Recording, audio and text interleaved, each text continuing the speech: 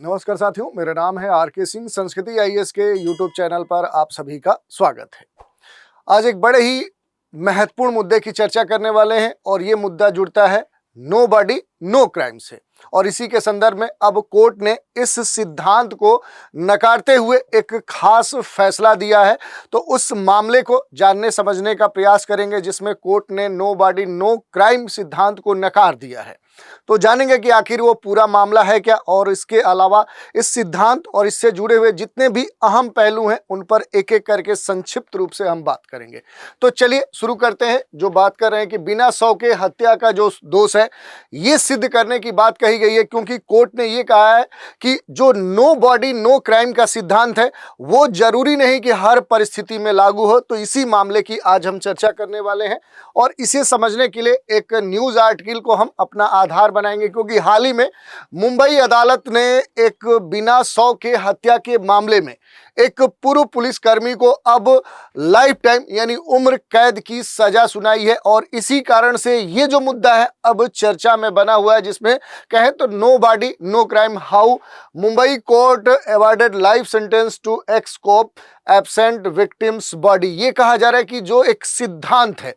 जिसके संदर्भ में हम कहते हैं कि अगर बॉडी है तभी क्राइम उस पर आरोपित होता है, लेकिन अब कोर्ट ने इस मामले को एक तरह से देखें तो इस सिद्धांत को नकारते हुए अब नो बॉडी नो क्राइम जो सिद्धांत है उसको चुनौती देते हुए ये फैसला दिया है और आजीवन कारावास की सजा सुनाई है। तो इस कारण से ये जो मुद्दा है अब चर्चा का विषय बना हुआ है। तो इसी के बारे में डिटेल से हम जानने समझने का प्रयास करें। अगर थोड़ा सा मामले के बारे में संक्षिप्त रूप से हम समझे तो महाराष्ट्र के रायगढ़ जिले के एक स्थानीय अदालत ने 21 अप्रैल 2025 को पूर्व जो पुलिस महानिरीक्षक हैं अभय कुरुंदकर, उनकी सहयोगी जो असिस्टेंट इंस्पेक्टर अश्वनी बिंद्रे गोरे हैं, उनकी हत्या के आरोप में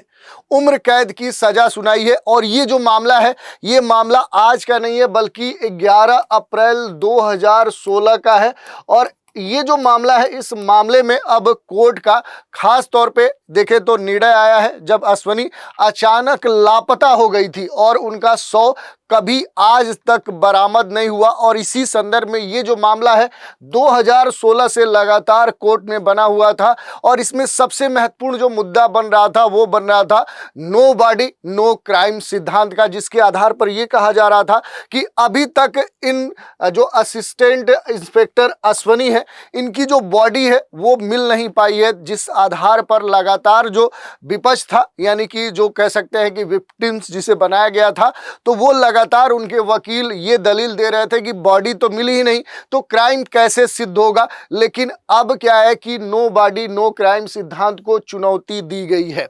अभियोजन ने जो कार्पस डिलेक्टी है इस सिद्धांत के तहत तर्क दिया था कि भले ही पीड़िता का शव न मिला हो लेकिन जो पर्याप्त परिस्थितिजन्य जो सच है ये साबित करने के लिए पर्याप्त है वो मौजूद है कि उनकी हत्या हुई है। सुप्रीम कोर्ट ने 2013 के फैसले जिसमें ऋषि पाल वर्सेस स्टेट ऑफ जो उत्तराखंड है उसका हवाला दिया है, उसका उद्धरण लिया है। कहा है कि अभियोजन ने ये कहा कि यदि परिस्थितिजन्य ऐसी परिस्थितियां बनती है और सच ये स्पष्ट करे कि जो मानव संभाव्यता है उसमें हत्या हुई है तो 100 की अनुपस्थिति में भी दोष सिद्ध से देखें तो दोष सिद्धि में बाधा नहीं बनती है। और इसी घटना इसी केस का हवाला देते हुए कोर्ट ने अपना डिसीजन सुनाया है।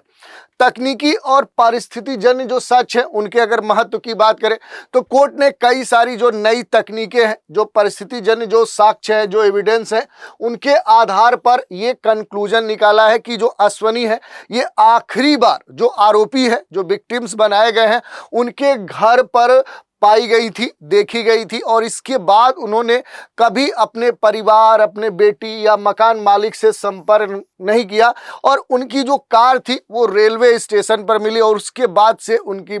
आज तक कोई एविडेंस उनके बारे में उनकी उपस्थिति के बारे में वो जिंदा है या नहीं है ऐसी कोई जानकारी नहीं मिली। लेकिन जो सच थे वो कहीं ना कहीं ये इंडिकेट कर रहे हैं कि उनकी कह सकते हैं हत्या हुई है। कुरुंदकर ने पुलिस जो लॉग बुक है उसमें झूठी जो प्रविष्टियां हैं की थी और वो गश्त पर था। उसने घटना के बाद देखें तो फ्लैट को बिना मकान मालिक की अनुमति के पुनः रंगवा दिया था और कॉल डेटा जो रिकॉर्ड है उससे ये पता चलता है कि घटना जिस दिन हुई थी, जिस दिन वो मिसिंग हुई थी, यानी उनकी कहीं ना कहीं जैसे हत्या हुई थी, उसके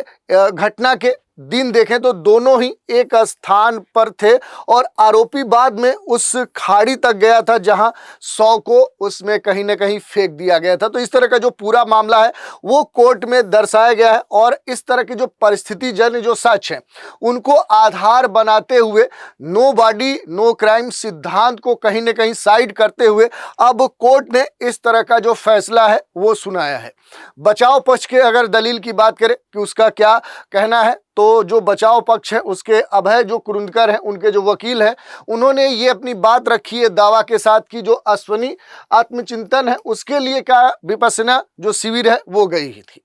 और उनके खिलाफ कोई प्रत्यक्ष जो साक्ष्य है, जो सीधे कोई एविडेंस है वो नहीं है, इसलिए न 100 न डीएनए न खून न ही हत्या का जो हथियार है, इस तरह का कोई भी एविडेंस नहीं है। लेकिन अदालत ने इन सभी तरह के जो तर्क दिए गए थे यहाँ पर कह सकते हैं बचाव पक्ष के द्वारा कि जो कह सकते हैं कि इसमें जिसमें हत्या हुई है वो जो व्यक्ति है ऐसा नहीं है कि कहीं विपश्यना के लिए किसी आत्मचिंतन के लिए कहीं गया हो या उसके संदर्भ में न ही 100 की उपस्थिति है, न डीएनए कराया गया, न खून, न ही हत्या का कोई हथियार बरामद हुआ। इन सबको साइड करते हुए उनके जितने भी तर्क थे उनको खारिज कर दिया। और यही नहीं, न्यायाधीश ने कुछ खास कमेंट भी किए थे, जैसे अतिरिक्त सत्र जो न्यायाधीश हैं यहाँ पर केजी पल देवार, उन्होंने अपने फैसले में ये कहा कि ये मामला एक ऐसे सिनारियो को दर्शाता है, ऐसे परिदृश्य को दर्शाता है जहां तकनीकी साक्ष्य, परिस्थितिजन्य जो घटनाएं हैं और जो अभियुक्त की जो भी एक्टिविटीज है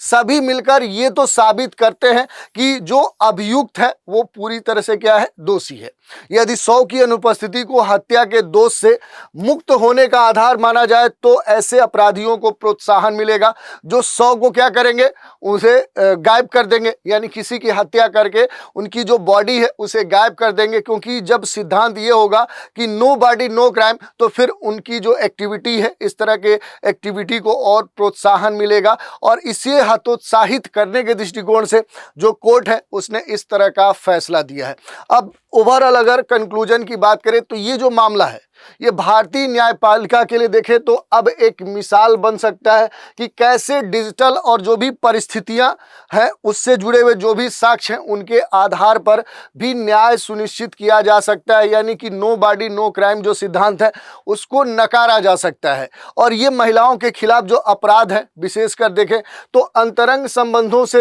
होने वाली जो भी हिंसाएं हैं या इस तरह के जो रेप होते हैं जिसमें बाद में हत्या करके बॉडी को कहीं ना कहीं एक तरह से देखे गायब कर दिया जाता है, तो ऐसे मामलों में न्याय के संदर्भ में ये जो केस है ये खास मिसाल या कह सकते हैं कि एक नई पहल मानी जा सकती है। और ये सिद्ध करता है कि न्याय केवल प्रत्यक्षदर्शियों और शवों पर निर्भर नहीं करता है, बल्कि जो परिस्थितिजन जो साक्ष्य हैं या कह सकते हैं कि उससे जुड़े हुए जो भी बातें हैं उन पर भी आधारित हो सकता है। अब इसमें अगर नेक्स्ट स्टेज में देखें कि आखिर हाई कोर्ट में अपील के संदर्भ में, तो अभियुक्त के जो भी वकील हैं उन्होंने ये बताया कि वे इस फैसले को बॉम्बे हाई कोर्ट में चुनौती देंगे। हालांकि निचली अदालत के निर्णय ने यह स्पष्ट कर दिया है कि हत्या के मामलों में मजबूत जो परिस्थितिजन्य साक्ष्य हैं उसके आधार पर भी दोष सिद्ध किया जा सकता है। ऐसी पूरी बातें यहाँ पर दी गई है। अब थोड़ा सा हम बात कर लें, चूंकि नो बॉडी जो नो क्राइम कानूनी एक तरह से जो प्रावधान है इसकी अगर बात करें तो इस संदर्भ में जो भारतीय दंड संहिता जो आईपीसी है ये इसकी हत्या सेक्शन जो 302 है, तो भारतीय जो दंड संहिता है जो ये कहती है कि इसकी धारा जो 302 है इसके तहत हत्या के आरोप में आरोपी को मौत की सजा या कह सकते हैं कि आजीवन जो कारावास है वो हो सकता है। और नो बॉडी नो क्राइम का जो मामला है ये तब उठता है जब आरोपी पर हत्या का आरोप लगता है लेकिन मृतक का शव नहीं पाया जाता, तो ये बात इसमें कही जाती है। यही नहीं, न्यायालयों का ये भी कहना है कि शव का न होना जरूरी नहीं है। पुलिस जांच, चश्मदीद जो गवाह है, वैज्ञानिक जो साक्ष्य हैं जैसे खून के धब्बे या इस तरह के डीएनए टेस्ट, इस आधार पर भी आरोपी को दोषी ठहराया जा सकता है। यही नहीं, गुमशुदगी के मामले में देखें तो जो सेक्शन 346 आईपीसी की धारा है कि किसी भी व्यक्ति का शव नहीं मिलता है तो उसे गुमशुदगी माना जा सकता है, और यह कार्रवाई भारतीय दंड संहिता की धारा 346 में उसके तहत की गई, जिसे वर्णन वहां पर दिया गया है। गुमशुदगी के मामले में देखें तो पुलिस को छानबीन और जांच का जो अधिकार है वो प्राप्त है, और हालांकि इसमें यह कहा गया कि बिना शव के हत्या का जो आरोप है वो सिद्ध करना थोड़ा सा मुश्किल हो सकता है, लेकिन सारे साक्ष्यों को अगर जुटाकर देखा जाए तो कहीं ना कहीं ये जो निर्णय है वो लिया जा सकता है। इसके अलावा देखें तो गवाहों का जो महत्व होता है वो काफ़ी महत्व रखता है, क्योंकि यदि शव नहीं है तो गवाहों के जो बयान होते हैं, जो स्टेटमेंट होते हैं, और वहाँ पर जो भी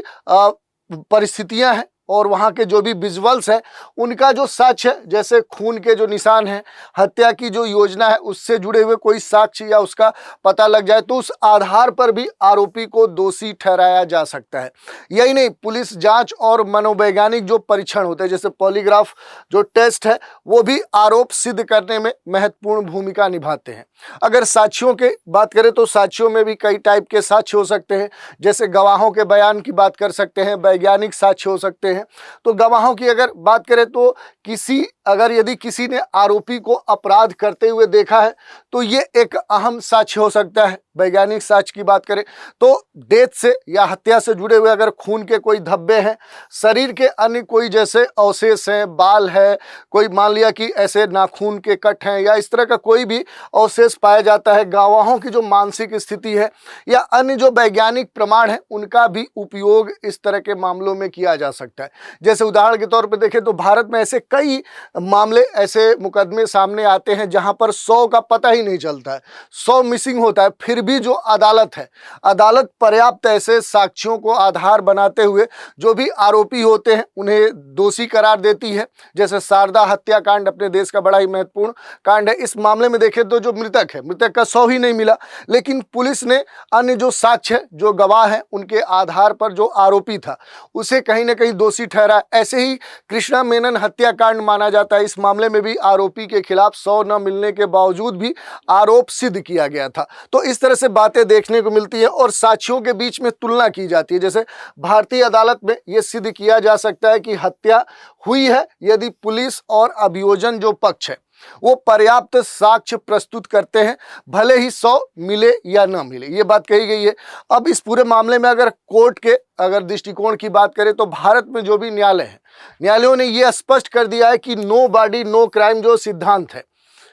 नो बॉडी नो क्राइम का जो सिद्धांत है, यह नहीं कहता है कि बिना शव के हत्या साबित नहीं हो सकती। सामान्य तौर पे ये कानून लागू होता है, ये प्रावधान लागू होता है, लेकिन किसी खास परिस्थिति में ये नो बॉडी नो क्राइम सिद्धांत को साइड करते हुए जो भी परिस्थिति जन्य साक्ष्य है या अन्य गवाहों की स्थिति के आधार पर निर्णय दिया जा सकता है। इसके अलावा यदि अन्य साक्ष्य मजबूत हो तो बिना शव के भी हत्या के मामले में जो आरोपी है उसको दोषी ठहराया जा सकता है। और इसी आधार पर जो हाल ही में हम जिस मामले की बात करें, इस मामले में जो दोषी है उसे कोर्ट ने आजीवन कारावास की सजा सुनाई है। तो इस तरह से पूरे मामले की हमने जांच पड़ताल की, उसके बारे में जो भी महत्वपूर्ण प्रावधान है, चाहे जैसे नो बॉडी नो क्राइम की बात करें या इसके इतर जो भी अपने देश में इस तरह के जो मामले हैं वो देखने को मिले हैं कि अब इस तरह के जो भी सिद्धांत है नो बॉडी नो क्राइम, उसको दरकिनार करते हुए कोर्ट जो है अब